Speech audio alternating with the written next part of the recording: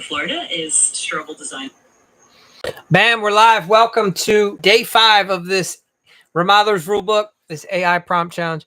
Man, I'm going to tell you some exciting stuff is happening constantly, and it's good to see you guys here. Let me get the other channels going. I think we'll get TikTok going right now. All right. So very cool stuff happening. You need to be checking out some of my videos if you're not, because I just showed you how what it's going to be like for the homeowner shopping for jobs in the near future, right? So I put up a video. It's in the Facebook link, and it shows you how a homeowner can literally just talk to ChatGPT one-to-one. So a lot of you guys are investing a lot of money in like Google, and that's going to work for a little while, but it's not going to work in the long term. You need to be getting yourself set up AI. You need to be getting yourself set up so that your processes are automated. You need a back end system that's going to work so that the homeowner can talk to the computer can search, find you, and then continue the transaction. Next, the homeowners are going to say, we want to go ahead and book an appointment. And it's going to want to have that connection online digitally. They are not going to call you over the phone. Okay. It is going to happen over the internet. And if you're not set up with a funnel and a website and workflows and triggers, it's not going to work for you going forward. I don't know how else to explain it. And I don't want it to be that way for you. I want you to win. All right. You can do this. You can get set up. We have systems that very easily you can get your funnel, a digital, software setup so you have that back end, and there's the handshake is happening digitally. All right. So let's get into the AI challenge, and then you please watch the video separately. Maybe we'll show it in a few minutes. It's just amazing what's happening. So today's challenge is all about like an action plan. And I would even alter this action plan from what I created and make a new one going forward based off of what I just saw today and what I put out on my video.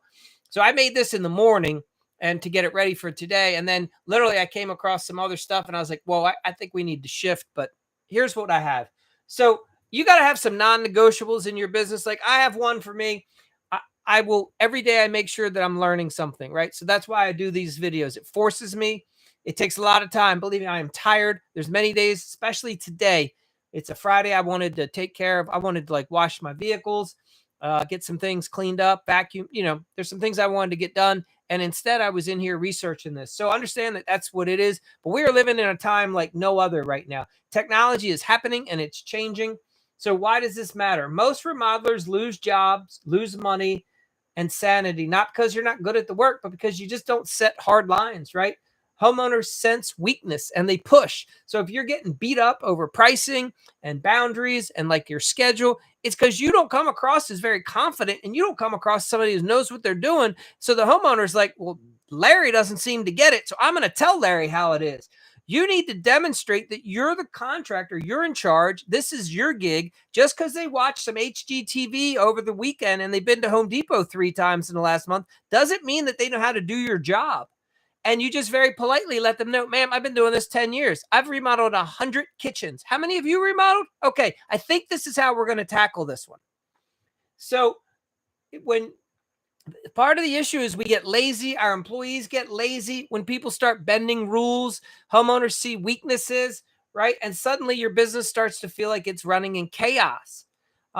If you've ever played on a sports team, there was like code of conduct. So when you have people join your remodeling business, there's a code of conduct that they have to follow. Like, hey, we're professional here. This is how we do it day in, day out. And that's why we get paid the big bucks. This is why I share with you, you need to pay more to hire the top people. And when you pay more, you can raise your standards. You can provide a better service. You can charge more. You earn more. And there's less chaos and less problems. So that's why I talk about these non-negotiables. So you need some rules of engagement. These are standards that you will not compromise on. They're boundaries that protect your time. They protect your money and the sanity so you can get sleep and rest and get recharged and wake up the next morning. And think about this. Your confidence, when you come in with a hard line and you let the homeowner know in a polite way and a respectful way, ma'am, this is how I do things. I'm the professional here. Then they respect that and they allow you to lead. When you show up and your vehicle is all trashed and you open up the door and coffee cups are falling out and they see you dropping stuff, they're looking at you going, and this is who I'm trusting with $100,000? Yeah, I don't think so. So it's a lot about how you present yourself.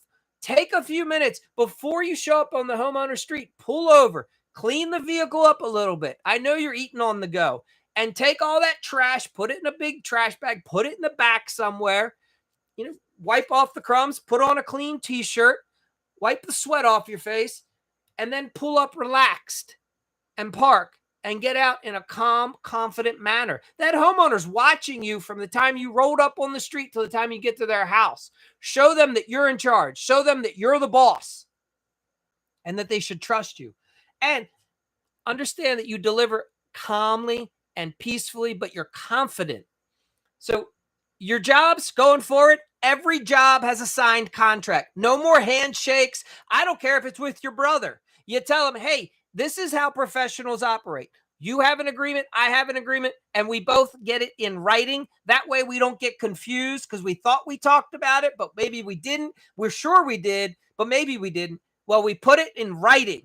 You sign it, I sign it. And that's because I respect you as my brother or your aunt or your neighbor. You do it out of a sign of respect.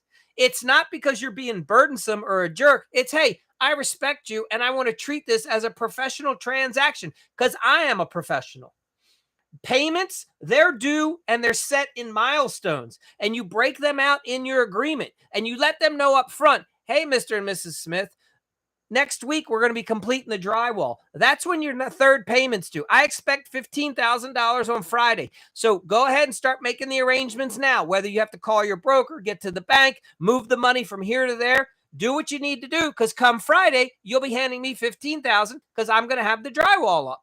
And you let them know in advance, okay? These aren't like we're kind of going to get there. No, sheetrock's being done on Friday. So is the payment.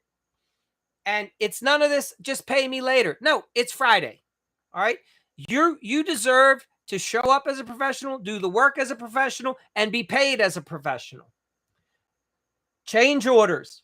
These get signed and paid for the day that the change order is discovered and written up.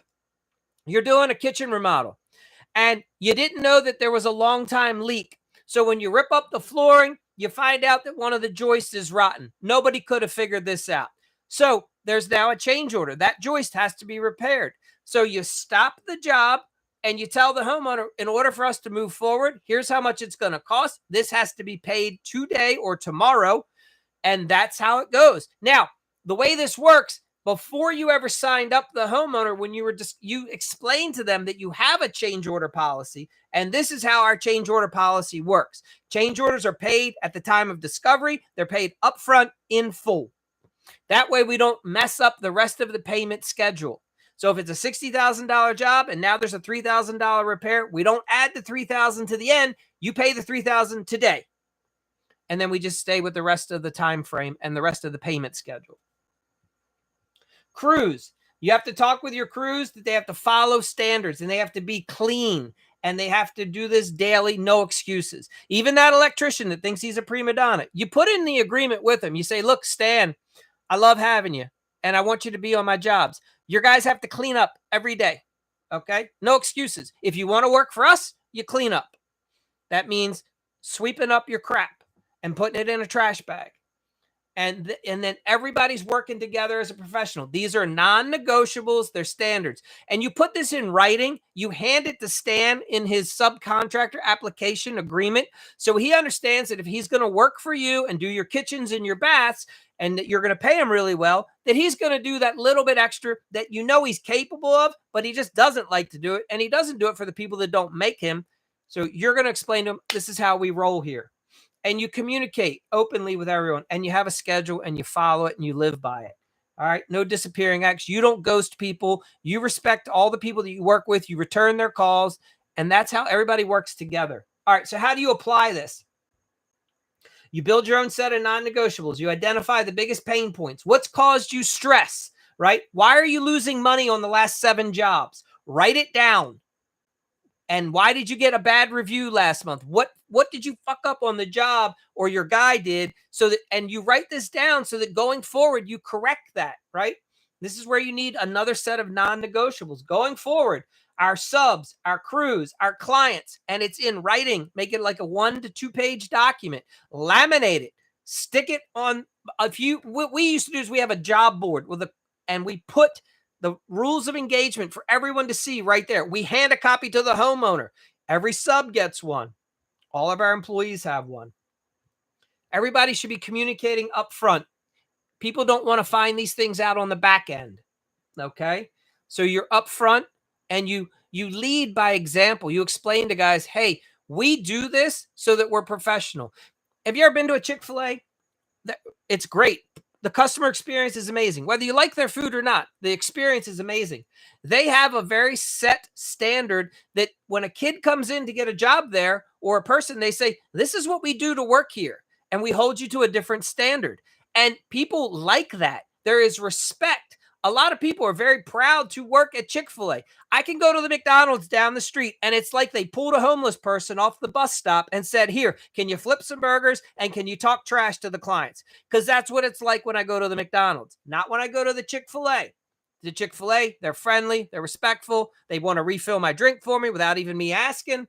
And it's almost, what, Chick-fil-A is a couple dollars more? Where are you going to go? I can tell you why the Chick-fil-A in my neighborhood has like 17 cars around the drive-through all the time. And the McDonald's, I don't even know if it's open or being renovated half the time because there's no cars there. All right.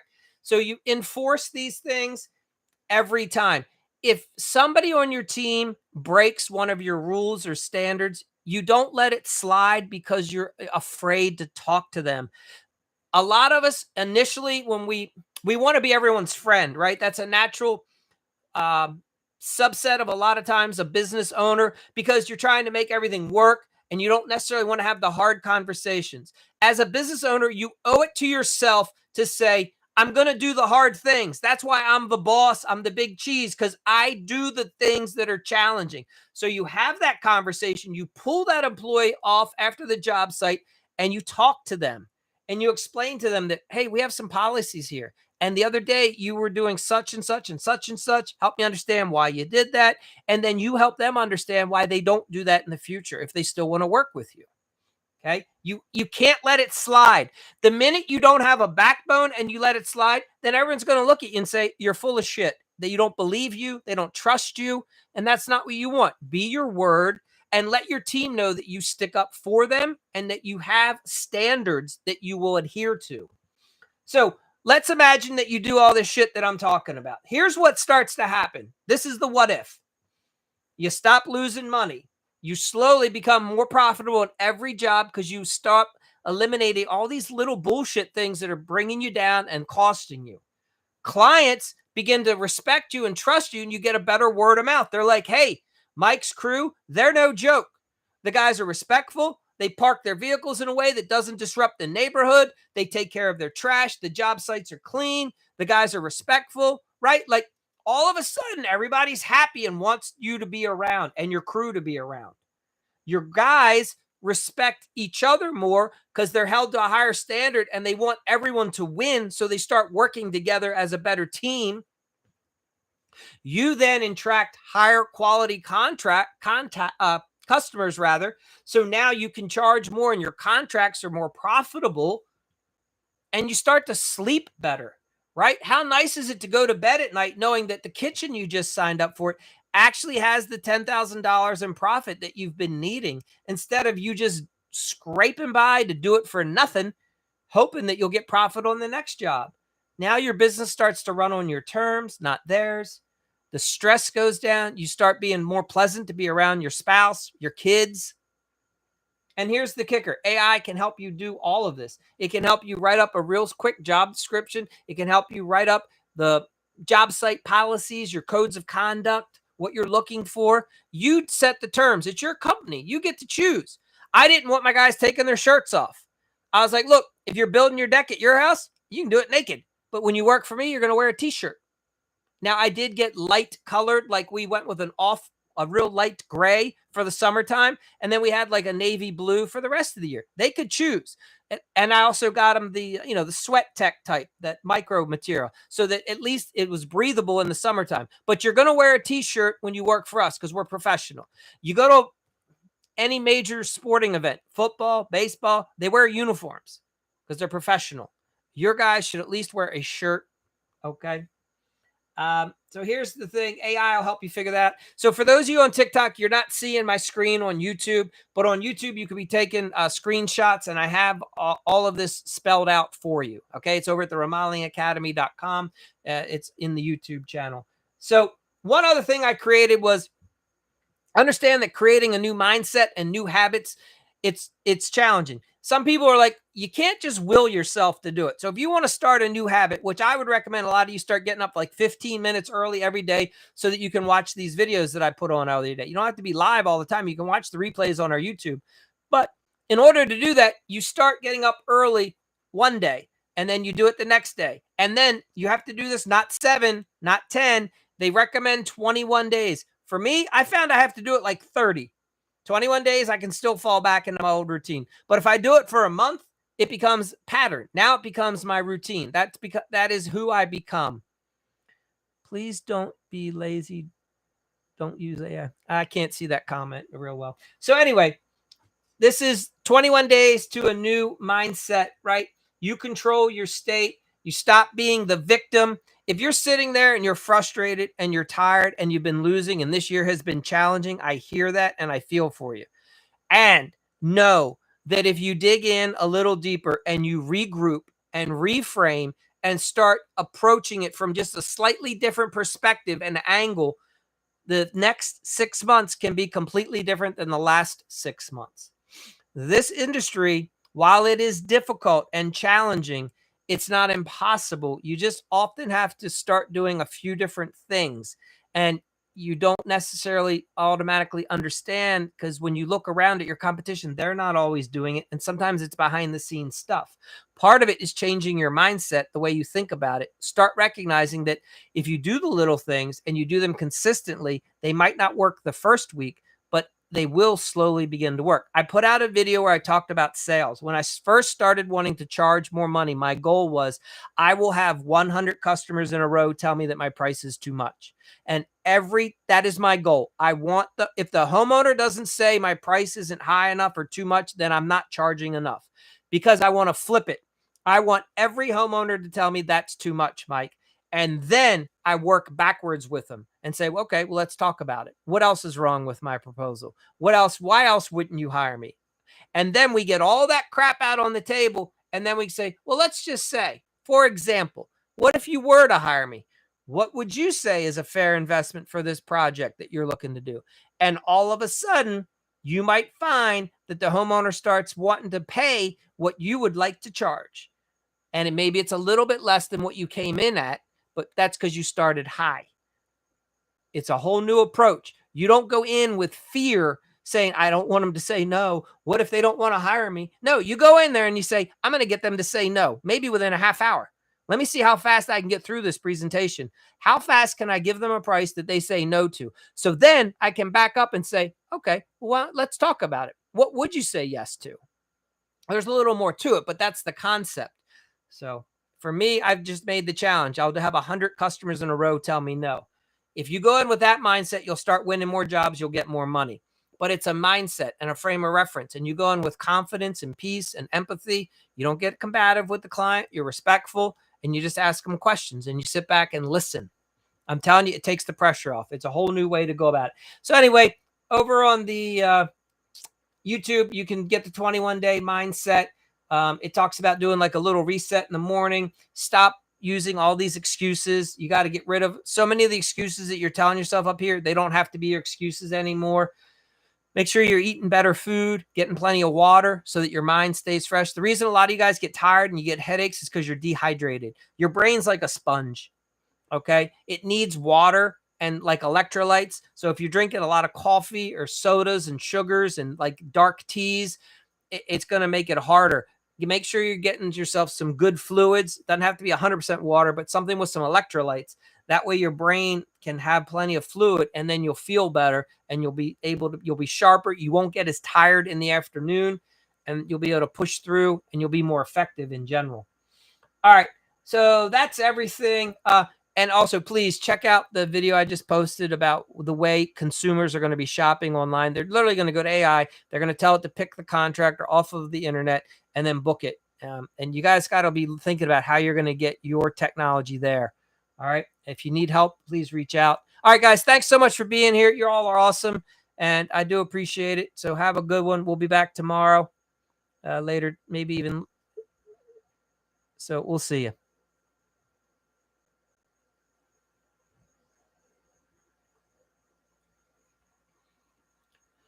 All right.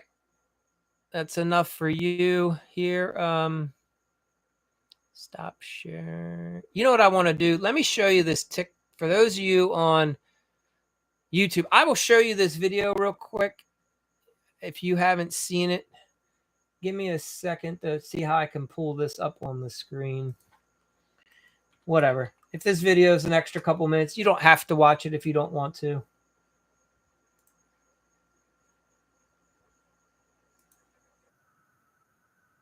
Now I've put this, I think I put this out on Facebook possibly. Let's see. All right, we're gonna watch this. All right, I'm gonna shut up.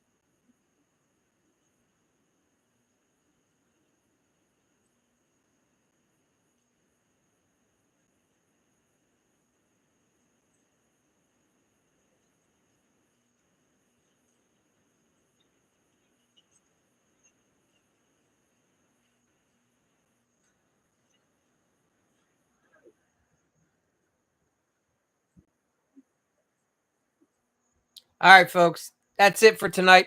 Hope you had a good one. Please reach out if you have any questions about how AI is going to impact your business, and what help you could. If you do need any assistance, we will help you set up. I have some stories I'll be sharing soon about people on both sides of the fence. Some of them are sad. There's a contractor or two that I'm talking with and encouraging them to change up the way they're going about their business, and they're digging their heels in, and you're watching them fail literally, and it's not fun to watch at all. It's heartbreaking.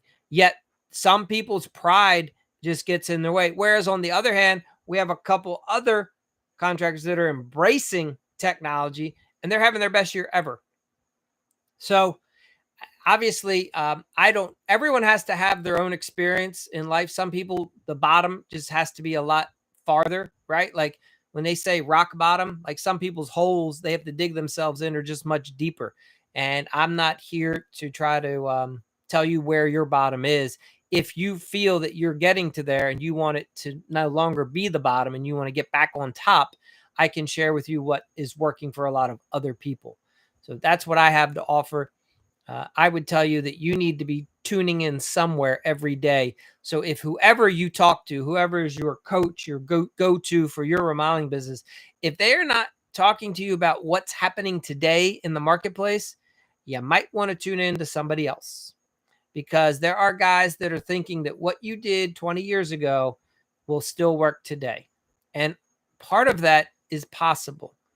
And you have to be adapting and utilizing the new things and taking the best parts of the old and marrying them with the new.